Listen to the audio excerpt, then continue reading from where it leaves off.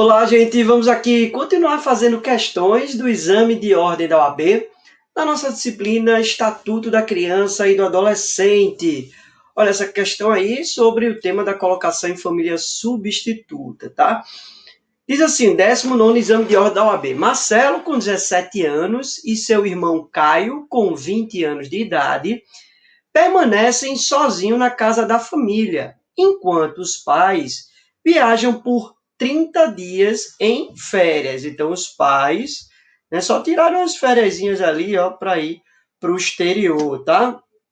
Durante tal período, Marcelo, que é um adolescente, né, de 17 anos, que acabou de terminar o ensino médio, recebe uma excelente proposta de trabalho. Ao comparecer à empresa para assinar o contrato de trabalho, Marcelo é impedido pela falta de um responsável. Marcelo então procura orientação de um advogado. Assinale a opção que apresenta a ação que deverá ser ajuizada de acordo com o Estatuto da Criança e do Adolescente, para que o adolescente não perca a oportunidade de emprego, certo? Então veja qual é o objetivo da ação. Esse é um comando importante para você acertar essa questão. A ideia é só que haja uma solução para que o Marcelo não perca a oportunidade de emprego. Não é nada mais do que isso, beleza? A gente vai observar aqui as opções. Então, a letra A diz: Marcelo deve entrar com ação de emancipação com pedido de antecipação de tutela. Olha, essa não é uma situação de emancipação, tá? Até porque aqui a ideia é que ele só tenha um ato garantido para que ele assine ali o contrato de trabalho.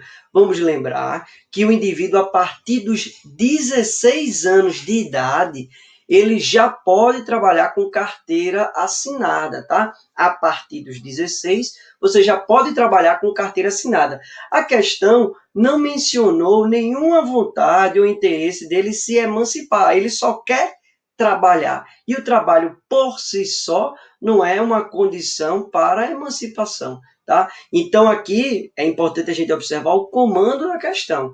A questão não está dizendo que ele tem interesse em emancipar-se, não está dizendo, ele só quer trabalhar, tá? E a partir de 16 já pode trabalhar com carteira assinada, tá? Então, vamos ver aqui a outra opção. Caio deve ingressar com a ação de guarda de Marcelo. Mais uma vez, o objetivo não é fazer com que o irmão dele se torne o guardião, tá? Porque o período de férias é curto, 30 dias só. A intenção é só fazer com que ele consiga assinar o contrato, sendo representado para assinar um ato específico. Então, também não é uma ação de guarda, requerendo aí essa guarda provisória, tá? Letra C, Caio deve ingressar com a ação objetivando o direito de assistir Marcelo para a prática de ato. Beleza, é essa letra que a gente marca com base aí no artigo 142 do ECA, que diz que os menores de 16 anos serão representados e os maiores de 16 e menores de 21 anos serão assistidos por seus pais, tutores ou curadores na forma da legislação civil ou processual. E o parágrafo único diz que a autoridade judiciária dará curador especial à criança ou adolescente sempre que os interesses desses colidirem ou quando carecer de representação ou assistência legal, ainda que eventual, tá? Então, ó, com base nesses dispositivos, a gente vai encontrar aqui a letra C como sendo a letra mais adequada para responder a essa questão. Então, basta ali ingressar com a ação para a prática do ato, ele sendo aí assistido, não confunda assistência com representação. A representação ela é admitida para quem é absolutamente incapaz, já a assistência para os relativamente incapazes. No caso aqui, a gente está falando um relativamente incapaz, então ele será assistido, ele não será aí representado, tá? Então, letra D, Caio deve ingressar com a ação de tutela de Marcelo. Não, a ideia não é a tutela. A tutela caberia se os pais estivessem desaparecidos, ou então os pais estivessem mortos, ou então impedidos. Caberia então aí uma tutela, mas não é o caso, os pais só tiraram as férias de 30 dias, um período curto, ok? Então fica antenado sempre no comando da questão, o que é que a questão quer de vocês, tá? Então, letra C é a letra que a gente marca, estão aí as fundamentações que a gente aqui comentou. Vamos então aí para a próxima questão.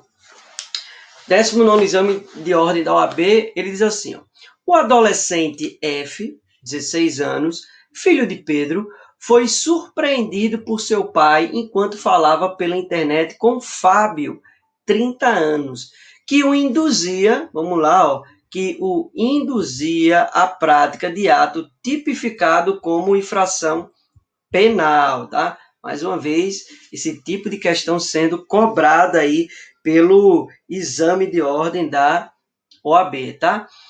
Pedro informou imediatamente o ocorrido à autoridade policial, que instaurou a persecução penal cabível.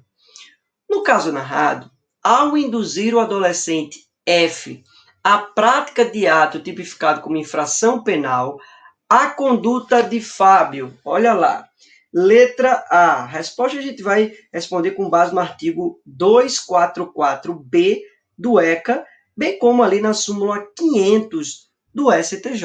Vamos ver então aí? Letra A. Configura crime nos termos do ECA, ainda que realizada por meio eletrônico, e que não venha a ser provada a corrupção do adolescente, por se tratar de delito formal. E aí, gente, certo ou errado e por quê? Vamos devagar. Configura crime essa conduta de induzir a prática de ato tipificado como infração penal? A resposta é sim, com base no artigo 244B do ECA, corromper ou facilitar a corrupção de menor de 18 anos é crime, com pena de reclusão de 1 a 4 anos. E isso pode acontecer para esse adolescente ou esse menor praticando a infração penal ou não, ele só sendo ali induzido a praticar já configura aí esse tipo penal específico trazido pelo ECA. Vamos lembrar que a súmula 500 do STJ aponta que não importa se a conduta foi efetivamente realizada ou não, porque a gente está diante aqui de um crime de natureza formal. Basta a prática do verbo núcleo desse tipo penal para que tenha a incidência desse crime, tá? Então, vamos continuar aqui. Então, aqui até aqui, verdade, né? Ainda que realizado por meio eletrônico, beleza, tá? Porque o parágrafo 1º do artigo 244B diz que incorre nas mesmas penas quem pratica a conduta ali tipificada, utilizando em quaisquer meios eletrônicos, inclusive sala de bate-papo na internet, tá? Então,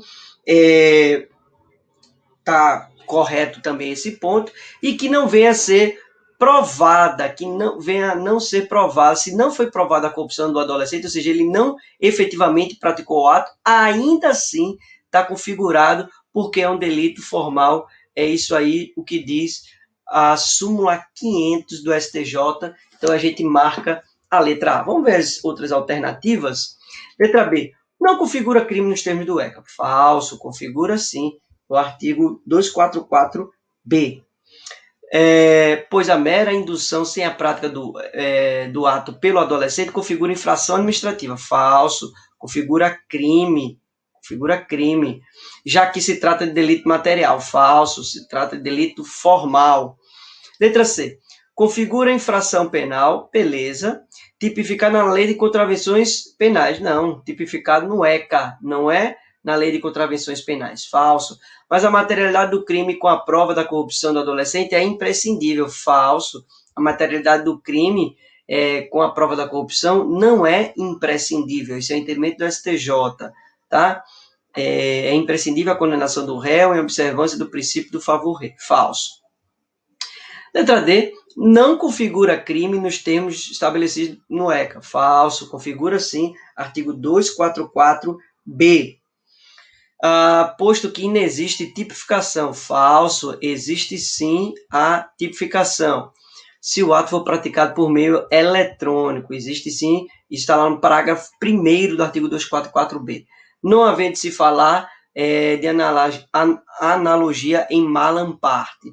Tá? Então, não tem nada a ver aqui a tipo penal expresso lançado no parágrafo 1º do artigo 244b. Aí é importante que o parágrafo 2º diz que as penas previstas no caput vão ser aumentadas de 1/3 no caso de a infração cometida ou induzida estar incluída no rol do artigo 1º da Lei 8072 de 90, tá?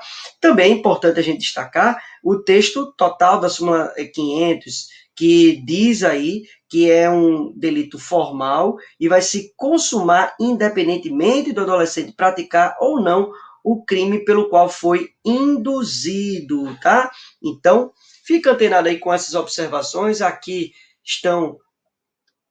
Cadê? Eu repeti aqui, né? Então, aqui estão as fundamentações, tá? Então, vamos para a próxima questão. 17º exame de ordem da OAB, tá? O adolescente N ficou conhecido no bairro onde mora por praticar roubos e furtos e ter a suposta habilidade de nunca ter sido apreendido. É um ninja esse, né? Esse aí é um ninja, não consegue ser apreendido por ninguém, né? Certa noite, N, né, o ninja aí, saiu com o propósito de praticar novos atos de subtração de coisa alheia, né? Furto, né? Isso, diante da reação de uma vítima a quem ameaçava, N, esse anjinho aí, disparou sua arma de fogo, levando a vítima a óbito. Ah, então vamos destacar aqui. Então ele estava aí, ó, com porte legal de arma de fogo, né? Então, para além disso, ele matou a pessoa, praticou aí um ato infracional equiparado ao crime de homicídio. N não conseguiu fugir, sendo apreendido por policiais que passavam pelo local, no momento em que praticava o ato infracional. Sobre o caso narrado, assinale a opção correta. Além de ir para o inferno, N, né? Com certeza ele tem um lugarzinho guardado para ele lá. Vamos ver aí o que é que diz as alternativas. Letra A. A medida de internação não terá cabimento contra N, uma vez que somente poderá ser aplicada em caso de reincidência no cometimento de infrações graves. E aí, gente, certo ou errado? Olha, é lógico, é óbvio que está errado, tá? O artigo 122 traz aí a possibilidade, sim, de aplicação da medida socioeducativa de internação quando a conduta é cometida com grave ameaça ou violência à pessoa, ou mesmo quando essa conduta ela também pode ser aplicada aí a medida socioeducativa de internação por descumprimento reiterado e injustificado de medida anteriormente imposta. Então, esse somente aqui está falso, porque essa é uma das possibilidades de aplicação da medida socioeducativa de internação, lançada lá no artigo 122. É importante destacar que esses 3 incisos, de acordo com a jurisprudência, trata de um rol taxativo, tá? Então, somente nessas 3 hipóteses, no inciso 1, 2 e 3, trazidas pelo artigo 122, é que o adolescente pode receber ali essa medida socioeducativa de internação. O que torna, então, essa letra A falsa quando ele diz que somente pode sofrer a medida em caso de reincidência, cometimento de outras infrações graves. Falso.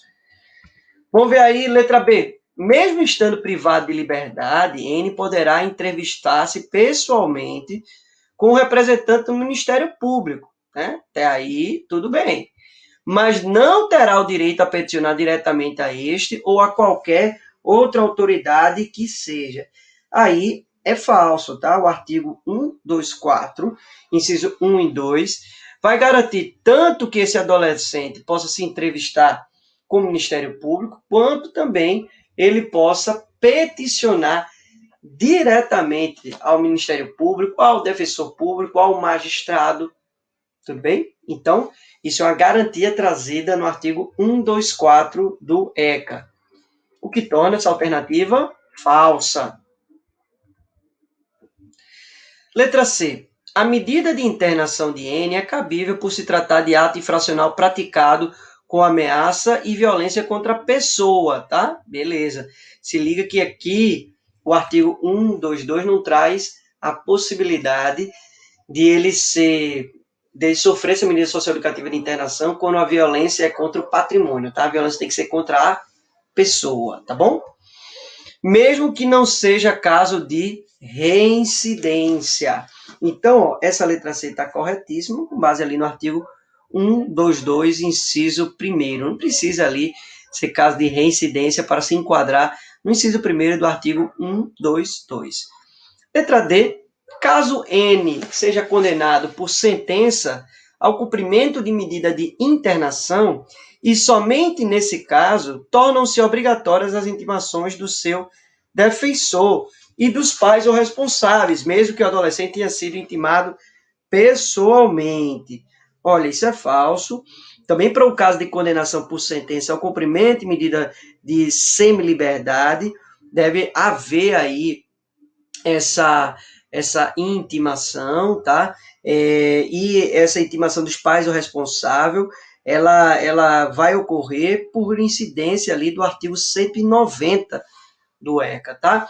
Então, caso N seja condenado por sentença ou cumprimento de medida de internação, e somente nesse caso, não é somente nesse caso, no caso de semi-liberdade também se aplica, tornam-se obrigatórias a intimação do seu defensor e dos pais ou responsável. Então, tanto na internação quanto na semi-liberdade, é obrigatória a intimação do defensor e dos pais ou responsável, mesmo que o adolescente tenha sido intimado pessoalmente, tá? Então, falso, porque tanto na semi-liberdade quanto na internação deve-se intimar os pais ou responsável, tá?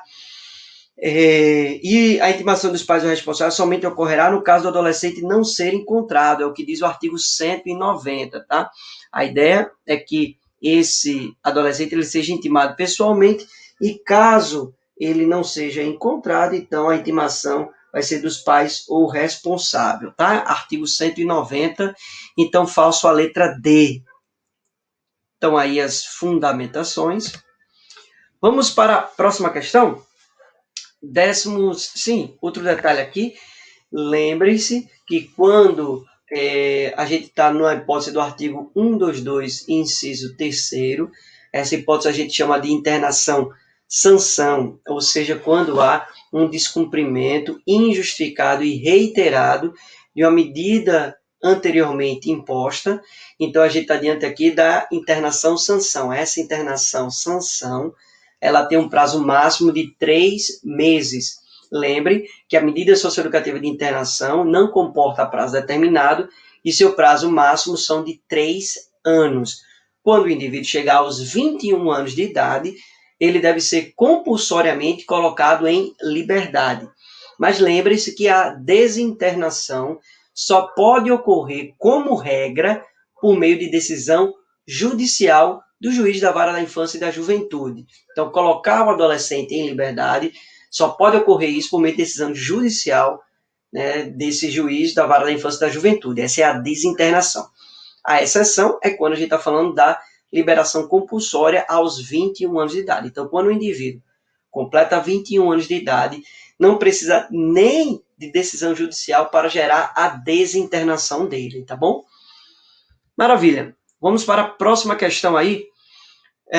Um conselheiro tutelar, ao passar por um parquinho, observa Ana corrigindo o filho, João, por ele não permitir que os amigos brinquem com seu patinete. Eita, meu filho é bem assim, viu?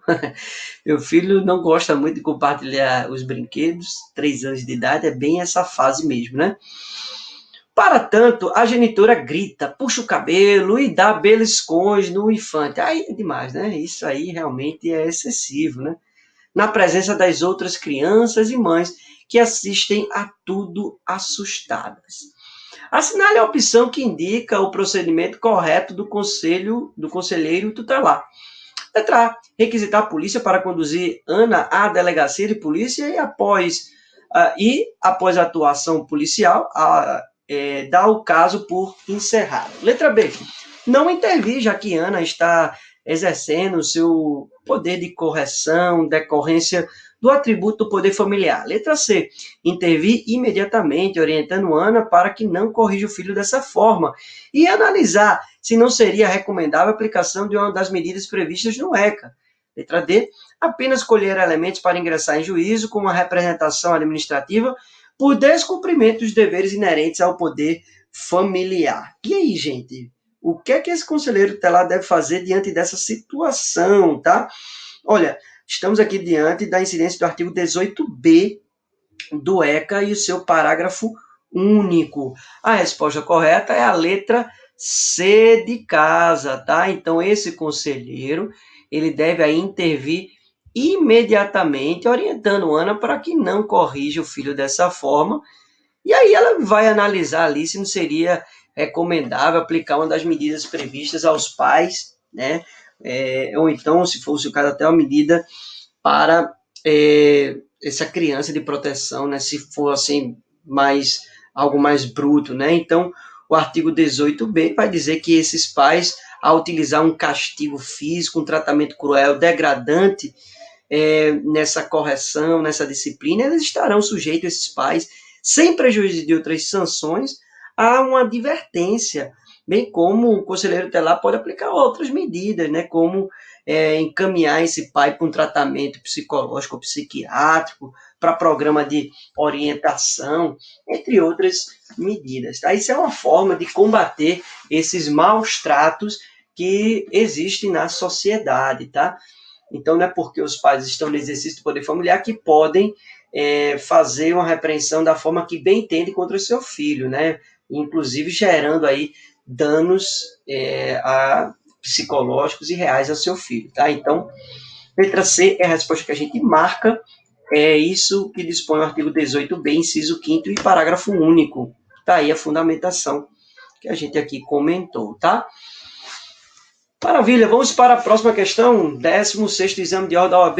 B e P, vizinhos da criança Y, cuidam do menino desde a tenra idade, quando o pai da criança faleceu e sua genitora, por motivos profissionais, mudou-se para a localidade distante, fazendo visitas esporádicas ao infante, mas sempre enviando ajuda de custo para a alimentação do filho. Então, B e P são vizinhos, tá? São vizinhos de uma criança em tenra idade, não diz qual a idade. O pai faleceu e a genitora se mudou, tá? Para uma localidade distante e faz só visitas esporádicas, tá? Mas envia ali uma ajudinha de custo para alimentação. Quando a criança completou 1 ano de idade, a genitora alcançou o patamar financeiro estável, passando a ter meios para custear os gastos da criança também com educação, lazer, saúde, etc. Assim, buscou a restituição do convívio diário. De P, vizinho da criança Y, levando-a para morar consigo, o que gerou discordância dos vizinhos B e P, que ingressaram com a ação de guarda e tutela do menor, argumentando a construção de laços afetivos intensos e que a criança iria sofrer com a distância. Assinale a situação e, sob o ponto de vista jurídico, assinale a afirmativa correta. Olha que questão bem interessante, né? Veja que a mãe, em nenhum momento, perdeu o poder familiar, tá? Então, isso é uma observação importante a gente fazer. A mãe só estava passando uma dificuldade ali econômica, tá? Então, vamos ver aí as alternativas. Ele diz, letra A, o afastamento da genitora do convívio cotidiano com a criança Y impede a reconstrução de laços afetivos, devendo ser de pronto conferida a guarda provisória aos vizinhos que o criaram e ao final, a tutela do menor aos demandantes B e P. Olha, lógico, é falso, né? Então, presta atenção.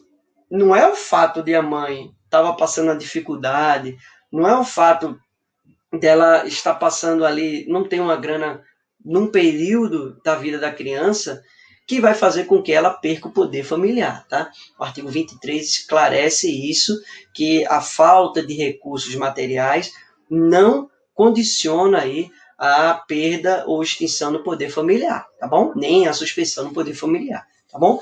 A gente vê que na questão aí a mãe ainda se esforçava, né, para conviver com a criança. Então, quando ela criou uma situação melhor, ela começou a conviver de mais perto, né? Então, essa mãe nunca perdeu o poder familiar, ok? Então, falso aí, até porque a ideia é sempre você buscar com que a criança ela restabeleça os vínculos afetivos com a família natural. Esse é o princípio que o ECA ele busca implementar, tá bom? Então, letra A, falso. Esse afastamento da genitura não é o objetivo do ECA, tá? Então, falso. Letra B, a reintegração à família natural, perfeito, né? No caso, junto à mãe, deve ser priorizada em relação a outra providência, é exatamente isso. Não havendo justo motivo para que a criança seja posta sob tutela na hipótese narrada, uma vez que isso demandaria a perda ou suspensão do poder familiar, o que não encontra aplicabilidade nos estritos termos do enunciado. É isso aí, tá? Artigo 19, parágrafo 3º, artigo 36, parágrafo único, também apontam nesse sentido, tá? O deferimento da tutela pressupõe a prévia decretação da perda ou suspensão do poder familiar e implica necessariamente o dever de guarda. E não é o caso aqui. Aqui a mãe, ela está querendo voltar ao convívio com o filho. Então ela tem prioridade. A família natural tem prioridade em detrimento a qualquer outra pessoa, tá? Lembre-se que a colocação em família substituta, guarda, tutela e adoção são medidas excepcionais, tá? São medidas protetivas excepcionais. Quando a família natural não tiver condições, né? Quando o poder familiar for suspenso ou extinto. Letra C. Então, letra B a gente já marca, tá? Letra C. Os vizinhos que detinham a guarda de fato da criança Y têm prioridade. Falso. Não tem prioridade de jeito nenhum, tá? No exercício do encargo de tutores, considerando o atendimento ao o melhor interesse da criança, falso. Isso não é o melhor interesse da criança. O melhor interesse da criança é estar com a mãe, tá? Podendo eles assumir a função mesmo que a mãe mantenha o poder familiar, falso. Ante a precariedade e provisoriedade do referido encargo jurídico, falso. Letra D, a mãe da criança Y pode anuir com um pedido de colocação da criança sob tutela se considerar que atenderá ao melhor interesse do infante, em posse que a sentença homologatória poderá ser revogada a qualquer tempo, caso mudem as circunstâncias que a justificarem, não fazendo, pois, coisa julgada material. Olha, aí não seria o caso de tutela, porque a tutela ela é só quando os pais estão ausentes, não é o caso, quando o pai morre, não é o caso, ou quando os pais estão impedidos, que também não é o caso, tá? Então, no máximo, aí os vizinhos poderiam pedir aí a guarda, tá? Poderiam pedir a guarda, não a tutela, tá? Então, falso aí essa letra D de dado, tá? Com base no artigo 39, parágrafo 1º, tá? Então, estão aí as fundamentações. Deixa eu só corrigir aqui, ó. Quando a gente fala aqui que é irrevogável, tá? Deixa eu só corrigir aqui, ó. Revogável. Tanto a tutela quanto a guarda é revogável, tá? Só corrigir essa partezinha aqui. Apagar essa parte aqui, tá? Beleza? Então, vamos para a próxima questão. Vamos dar um pulinho aí no 13º exame de ordem da OAB. Vilma, avó materna do menor, Oscar, de 15 anos de idade, pretende mover a ação de suspensão do poder familiar em face de Dionísio e Paula, pais do menor. Argumenta que Oscar estaria na condição de evasão escolar e os pais negligentes, embora incansavelmente questionados por Vilma quanto às consequências negativas para a formação de Oscar. Considere a hipótese narrada e assinale a única opção correta aplicável ao caso. Então, Vilma, essa avó materna desse menor de 15 anos, então ele é um adolescente e pretende ali mover uma ação de suspensão do poder familiar em face dos pais, porque eles estariam permitindo aí essa evasão escolar e que os pais estavam sendo negligentes, tá? Então vamos lá, letra A. Do ponto de vista processual, Vilma não tem legitimidade para propor ação que deve ser movida exclusivamente pelo Ministério Público, diante da indisponibilidade, melhor dizendo, diante da indisponibilidade do direito em questão, a quem a interessada deve dirigir a argumentação para a tomada das medidas judiciais cabíveis. Olha, tá falso, tá? O artigo 155 do ECA diz que o procedimento para perda ou suspensão do poder familiar terá início por provocação do Ministério Público ou de quem tenha interesse legítimo, ou seja, então Vilma, a avó, tem sim interesse legítimo, tá? Mas, lógico que aqui não seria a melhor medida, tá? Então, ela tem legitimidade processual, sim, ela pode ali entrar com essa ação, mas a ideia tem que ser bem pensada, né? Porque realmente pode trazer aí um problema para a criança. Vamos ver as outras possibilidades, mas Vilma sim tem legitimidade para propor a ação. Letra B. Do ponto de vista material, os elementos indicados por Vilma são suficientes ao pleito de suspensão do poder familiar. Do mesmo modo que a falta ou carência de recursos materiais são, ainda que isoladamente, justo motivo para a propositura da ação, para a propositura da medida de suspensão do poder familiar. Falso também. A segunda parte da assertiva está falsa, né? Porque o artigo 23, como a gente já comentou aqui, expressamente diz que a falta ou carência de recursos materiais não constitui motivo suficiente para a perda ou suspensão do poder familiar, tá? Então, falso isso daqui, tá? Com base no artigo 23. Letra C. Do ponto de vista material, os argumentos indicados por Vilma são irrelevantes a dar ensejo à medida de suspensão do poder familiar. Medida grave e excepcionalmente aplicada, mas são suficientes ao pleito de aplicação de multa e repreensão aos pais negligentes por se tratar de infração administrativa. Isso também está falso, na medida em que a negligência dos pais pode sim ensejar a suspensão do poder familiar, tá? Vale salientar que o artigo 22 do ECA impõe aos pais esse dever de sustento, guarda e educação. Por sua vez, ali o artigo 24, ele vai asseverar que a suspensão ou perda do poder familiar será decretada judicialmente em procedimento contraditório, dentre outras hipóteses, quando houver o descumprimento das medidas do artigo 22. Então, falso aí a letra C. Letra D. Do ponto de vista processual, Vilma possui legitimidade para propor a ação de suspensão no poder familiar e, tramitando o processo perante a Justiça da Infância e da Juventude, é impositiva a isenção de custos e emolumentos, independentemente de concessão de gratuidade da Justiça, conforme dispõe expressa e literalmente o ECA. Perfeito, essa é a letra que a gente marca, né? Vilma, a avó, ela pode entrar com essa medida sim, tá? Isso com base no artigo 155, parágrafo 2º do artigo 141, bem como ali no artigo 22 e no artigo 24 que a gente aqui comentou, tá bom? Então, estão aqui as fundamentações para vocês nessa questão. Tendo qualquer dúvida, pode mandar para mim lá no meu Instagram, no @AlexandreNápoles.